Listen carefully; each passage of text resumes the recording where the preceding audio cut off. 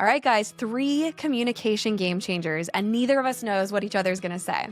This morning I said, hey, babe, I have an idea for a podcast. Let's sit down and do a podcast on our top 3 communication hacks in our marriage. But here's the catch. We can't share what we're going to say. So here we go. This is live. This is happening. Let's see if there's any overlap or if we have completely distinct things to say and notice any patterns. Here we go. I get to interview my wife, who has worked with couples for 15 years, to see what she is using on me over the last, decade and a half, right?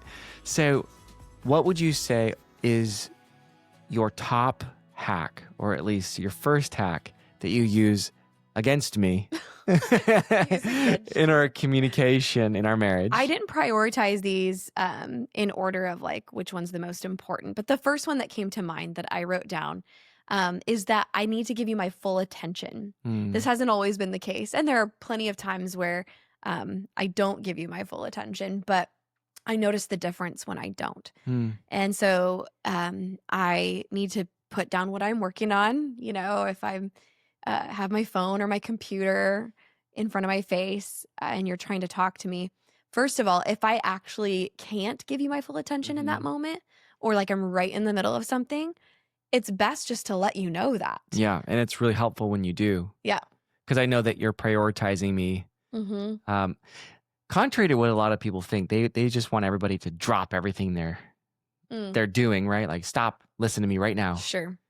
But I know in order for me really to have your full attention, so a lot of times you have to put a period on whatever you're doing. Right. So like if I can just put it down, if I'm just scrolling, like I can put it down. But if I'm in the middle, like this morning, I was in the middle of counting something. I was like counting the number of something. And then you started sharing something with me. And I was like, just a sec, babe, I'm right in the middle of counting. And then I was able to put that down and say, all right, what's up?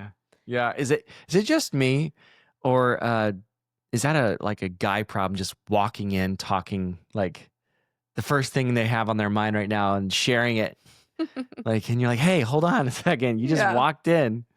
But I mean, there are times where I can just put it down. Yeah. And so being really careful that I'm not trying to straddle both sides, where I'm trying to like continue doing what I'm doing. Like if I'm right in the middle of a sentence, I'm typing an email, I might say, oh, I'm right in the middle of a sentence, just a second, babe. And then talk to you. But and I have done this, if I talk with you and I realize the direction of the conversation and I assume that I can multitask, I might still listen to you, quote unquote. Not happening. While I'm still typing. And that is the most annoying thing ever as a speaker, for the person who's listening to only half listen. So I've realized I need to give you my full attention, even if that means asking you to wait. How long do you feel like this has been the top of your list? I don't know. It's just the first thing that came to mind this morning. As far as how long I've been mindful of that, you'd be the better person to answer. Well, let me see. I think it's really necessary because of the nature of what we do. For all the people listening that are entrepreneurs or doing something that you're constantly on, like if you're running a business or a ministry, it seems like everyone has the other person's attention. And there's always something for us to be focused on other than each other. So I think that's been something I've actually been asking for a long time, which is like, hey, like we need to work on this. And it hasn't always been that way though. I think I took a back seat in a relationship for a long time. And then I think probably 10 years ago-ish, it really started to switch, and we realized we have to focus on this or we're going to lose ourselves in trying to help everyone else, or lose ourselves in chasing something. But I know that at the end, like if your marriage is falling apart and you're chasing these things, like what happens when you find the thing, but your marriage is falling apart? I don't know. I don't want to find that out. I feel like you're so much better chasing or working on whatever you're doing and having a good marriage doing it. It's so much more fulfilling, and I think you go farther. All right, give me your first. What's at the top of your list? What came to mind Okay. first? The thing that came to mind first was actually all the don'ts, like don't do this, don't do, don't be dumb. Um, and it was kind of hard for me to find, well, what is that then? What is the thing to focus on? Yeah. What I came up with is guarding your heart. And I think that happens Guarding your heart or guarding my heart? guarding your heart, my wife's heart. Okay. And I think the reason I chose that because so often guys kind of have this three-tiered structure. You ask any guy, what is your duty as a man? They say to provide, to protect, and to lead. Okay. And I've turned that recently kind of in on itself to look at like, what does that look like though, interpersonally, emotionally? What does that look like to guard, to protect, right? Yeah. To lead in the relationship, to provide in the relationship. And I guess it's been very interesting to me. So guarding your heart, in my mind, looks like not giving you more reasons to overburden it. To overburden my heart. Your heart, yeah. Okay. And generally that looks like in communication. So Yeah. one of the ways that I can make your life hard is that I become selfish and I make you fight to be known and fight to be heard and fight to be, fill in the blank. Yeah. And so making that easier for you and here's one of the first things that came to my mind was don't be selfish. So I know inherently sometimes I can be selfish and choose not to see your side. My side of it becomes so much more important in my mind, like my hurt, my emotional state, or my need, or my golf trip becomes really, really important. So rather than doing that, I just know that that doesn't work out in the end. Yeah. So what I've tried to do is focus on you. What do you want? And hearing you out, being patient in the conversation. And one of the best ways, one of the kind of mantras in my mind, brain tattoos, I've heard someone say, is don't ever win an argument. Because when you win an argument, that naturally makes you a loser.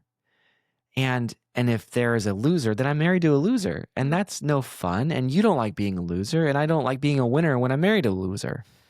So don't win an argument. There is no winner really when you win an argument.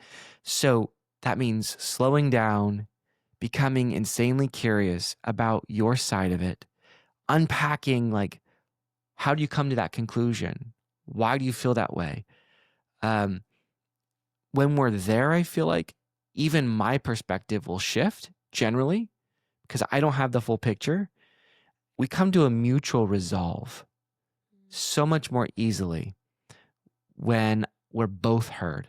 So that's my way, and the way I look at it is guarding your heart is not being selfish, looking to serve and asking good questions, hearing you out, and not trying to win, but trying to work with you toward a resolve. 4 in 1. I know, because it all went under that banner of guarding your heart in my mind. I love that. Because if I don't, you start to feel hurt and not listened to, not cared for, and everything goes downhill. So we've done that before. True.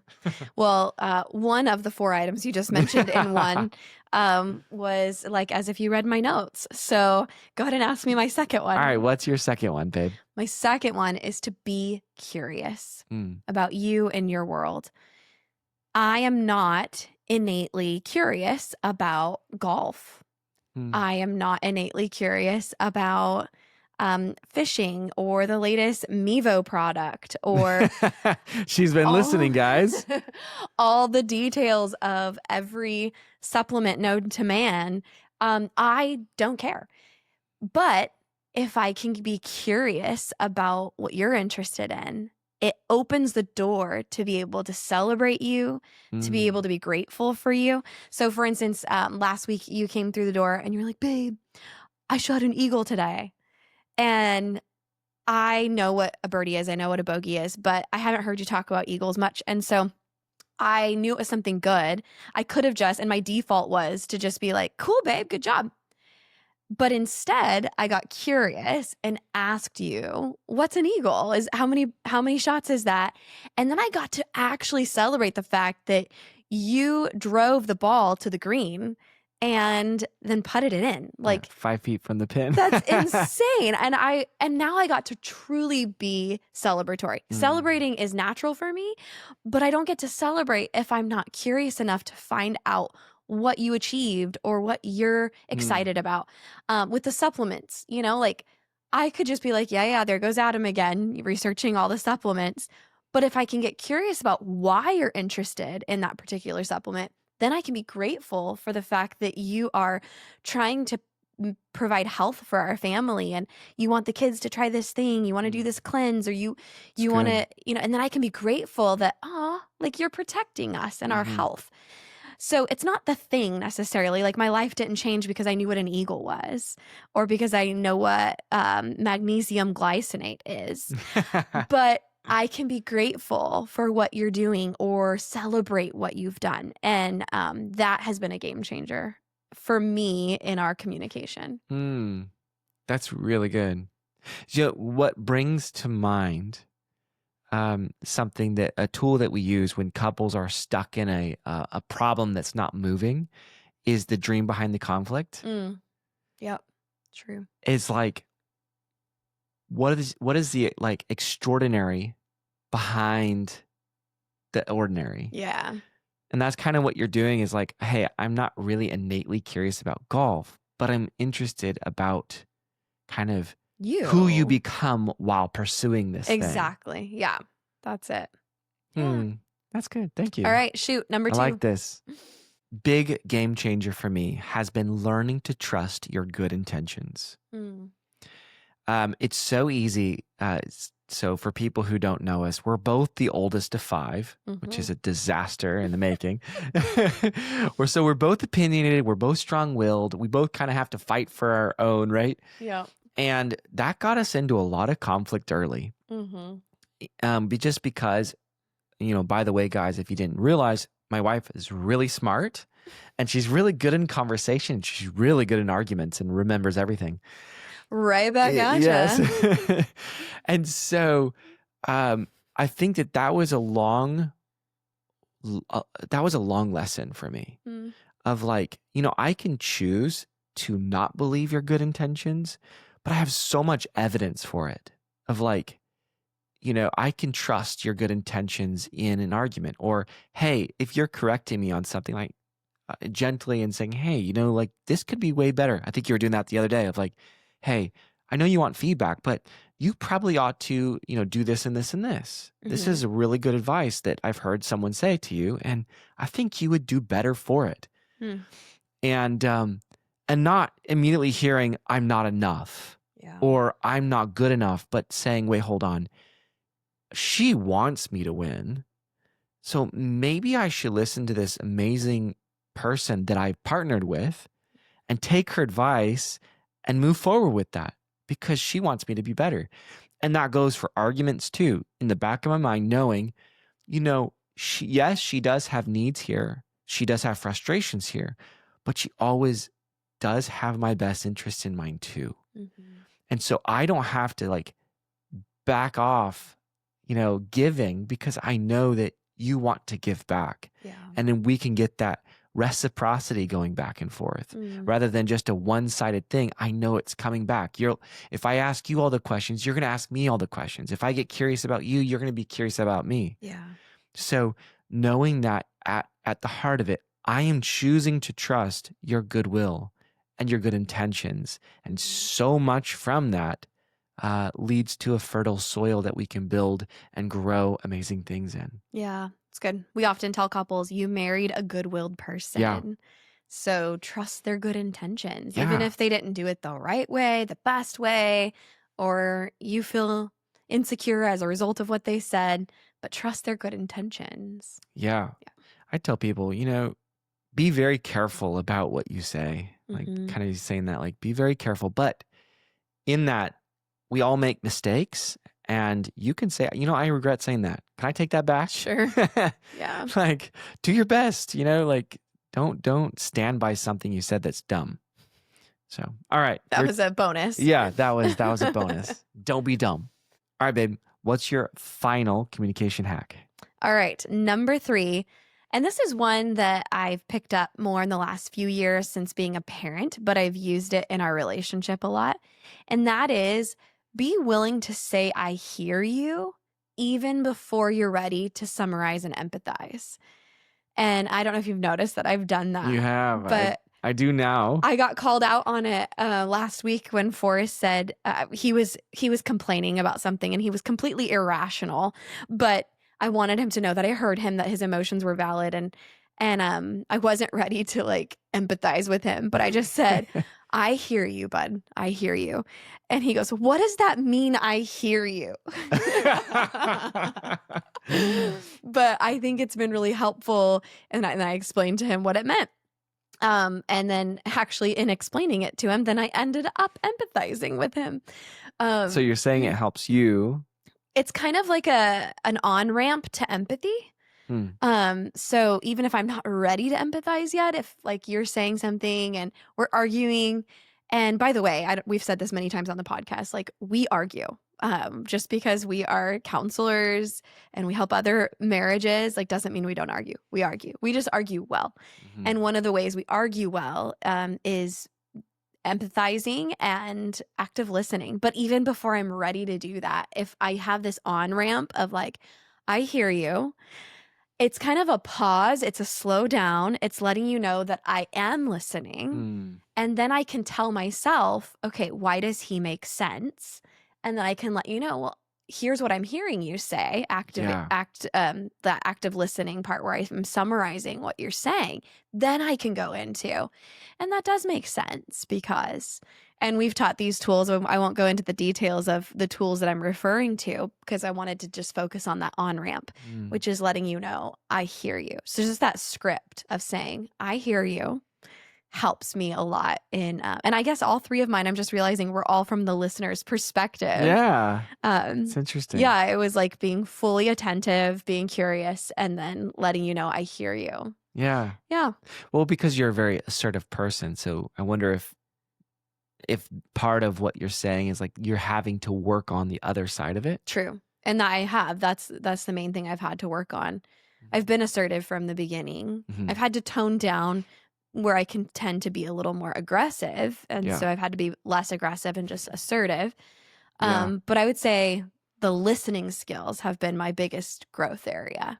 And so that's why all three of mine are in the listening category. Yeah. I think my skills have had to come in the form of speaking because I typically, when I feel threatened, I go internal, I shut down. So yeah, that makes sense. And that's very interesting that that's what you came up with. All right. Number 3, take us home. Okay. Number 3 for me would be have boundaries in your own mind. So actually, Karissa just mentioned just a second ago, tools, the idea of tools. Yeah. When I think of a tool, it's just something that I can use over and over that has a predictable outcome. Okay. Like a hammer hammers, like puts nails in, or but what tools have been so critical for us is like when we're in it, there are expectations. So often I see couples that don't really have those boundaries of the conversation or boundaries where they know, hey, we don't go here. This is a no-no, or this is a not acceptable. Yeah. And so I think so many couples would benefit just by sitting down and saying, hey, what do we agree upon are boundaries that we don't talk about, that we don't say, that we don't engage with. Yep. And there are things that we do that, like, for instance, if Karissa starts crying in a conversation because I hurt her heart, well, I don't sit on and just be like, well, and walk away because it doesn't matter if you're crying. No, I care for you, and I know I will do this anyway later, and with even more of a consequence in some ways in my own heart. But like, hey, like, take care of that. Go toward it. So that's a boundary in my mind of like, wait, if I see emotion, here we go. I'm going back to my second one. Trust her good intentions. She's actually hurt. She's not manipulating. Yeah. She's not trying to win the argument. See? Right. Like, I could just trust that and go, wait, hold on. If I see this, I do this. That's a boundary. Yeah. If I know that we don't call names. There is no name calling. Yep. Ever. There's not saying you're dumb or you're stupid or, Right. just fill in the blanks. We don't do that. So we have a very defined list of things that we don't do Mm-hmm. and a very good list of things we do. So Karissa was saying that too, like, hey, I hear you. Yeah. That's kind of a boundary, or not a boundary, but it's an expectation for yourself of like, when I say this, I do this. Right. So for those couples listening that maybe it is a rocky right now with your communication, sit down. What do you agree upon is the right way? What do you agree upon is the wrong way? Mm-hmm. And then how do we on-ramp that? That's good. This is often where I start with couples who are in high conflict, Mm-hmm. where we're not even ready yet to use tools. We'll just start with a boundaries list of we don't name call, we don't yell. Those are some of the basics that some couples don't have down, and that's okay if you're there, but you need to get out of that place. Yeah. And so just having this list, and I call it team so-and-so, their last name. So for us, Team King, this is the way we do things. This is Yes. our list of boundaries. Yeah, Yeah. that's really good. And then you can initiate like the whisper rule. You only can whisper your argument.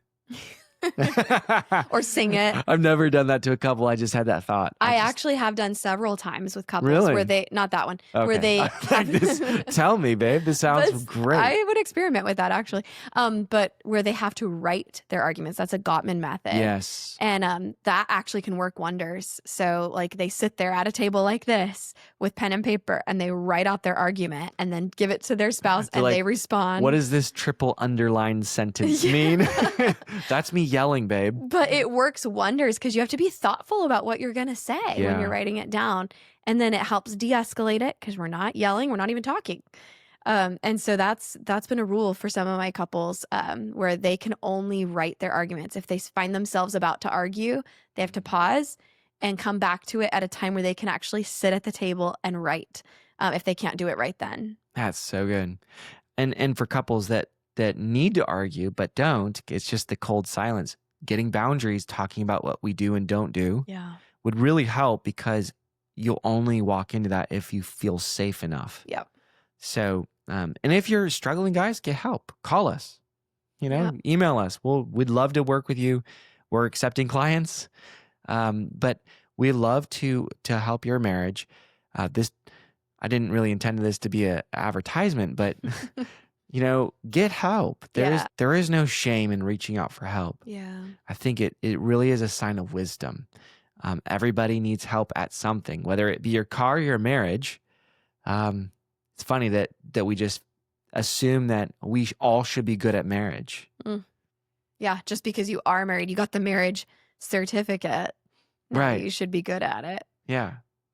We at least had some prerequisites to get our driver's license. Exactly. In the state of Tennessee, I know that they require some, or maybe they don't require it, but if you get counseling, they give you like a discount on your marriage license. Many states are like that. That's so cool. Yeah, we actually put out a list at one point when we came out with Prequipped, our premarital counseling course, and we put out a list of all the states that offer a discount when you get premarital counseling. You have to have a certain number of hours. In some states, it's 4 hours. Some states, it's 6 or 7. Our Prequipped course is 7 sessions, 7 hours.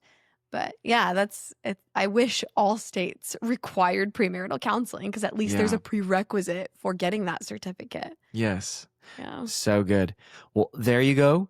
Those are the 3 tips, hacks that we employ in our marriage that we know will work if you put them in yours. All right. So go implement these game changers. Hope you enjoyed this off script, not knowing what each other was going to say. And we'll look forward to seeing you guys next week. Love ya. All right, friends. We really hope that you got a ton out of today's conversation. And if you want help, if you want personal guidance with individual counseling or couples counseling, or even help with you as a couple reaching the goals you have, just reach out. Give us a call at 916-678-1797 or shoot us an email at hello@dearyoungmarriedcouple.com. No matter where you are in the world or in your marriage, we can set up a counseling session with you and we can work toward progress. We also post marriage advice regularly on our Instagram, which is @DearYoungMarriedCouple, and we'd love for you to join us in conversation there. All right, see you next week.